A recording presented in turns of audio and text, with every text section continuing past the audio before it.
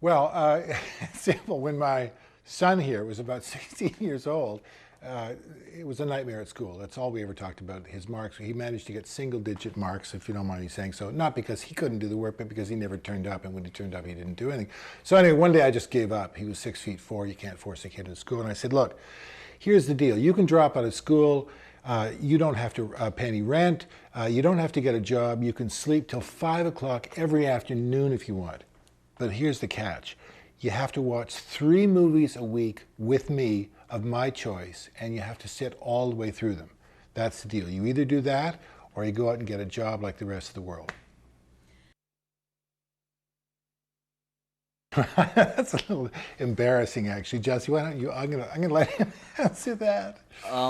When after his last novel was published, he wanted to write another novel, and he'd expressed an idea to have it a novel about how to get over a woman, as in, you break up with a girl, and how to get through that rough period after when you miss them. He had the impression I'd had a lot of experience in that arena. So yeah, no, I kind of just said, I kind of think that's what all your novels have been about. So maybe you've gone down that road. Right. Oh, right.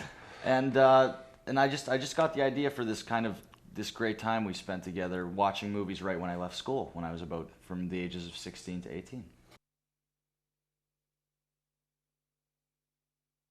Well, there were two things that I'd say. First of all, the years before that, the couple of years, were very strained on us because of of school, basically.